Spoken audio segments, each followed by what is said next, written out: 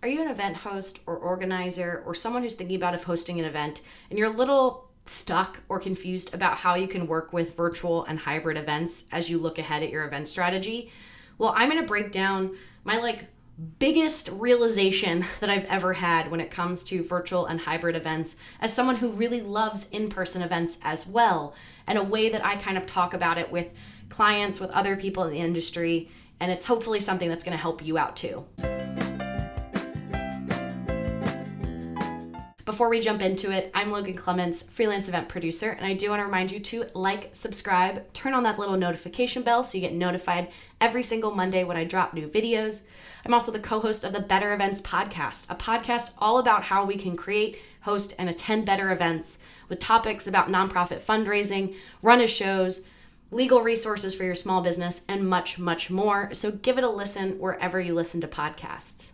Now, this concept I'm going to talk about in this very short video is not complicated. It is not rocket science, but it is a way that I have used just to talk about virtual and hybrid events as we look to the future long term after coming out of our pandemic times where virtual was the only option to now hybrid and in person as well. So this is my absolute favorite way to think about hybrid events. Think of hybrid and virtual events as an added tool, not a replacement for in-person events.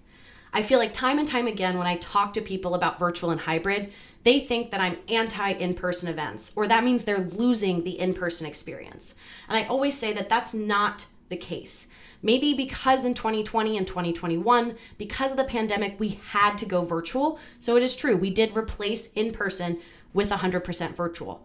But what I'm encouraging folks as we look ahead to the future is really making sure that virtual and hybrid events are here to stay. They're not going anywhere. People love the accessibility, the added reach of going virtual. People are loving the benefits that they got with virtual, whether it's the added reach, the accessibility, the access to speakers you never would have had before because now you can Zoom them in versus having to fly them in person. So they are here to stay. And so I would think of it more as that added tool. So you can keep your in-person events. Whatever was super successful for you pre-COVID, that's okay. But you can now add in either making that in-person gala hybrid, or maybe in addition to doing your in-person fundraising events, you now have a virtual event that comes along with it. Or maybe you're educational and you do one big virtual summit a year to tackle the entire country or the entire state. But then you do a series of in-person only local events at the different areas. So again, I'm not saying it's one or the other. It's really an and. It's really a value add. And there are ways that you can do kind of a DIY hybrid or a very low budget production hybrid. And there's things that you can do to make it like it's the Super Bowl with the production value. So there's really everything across the gamut. And I would really think you're going to miss out on a lot of those benefits, like I mentioned, for virtual. If you are someone who is thinking, we are back to in-person, my attendance wants to be entirely in person, I'm going to completely forget about virtual and hybrid.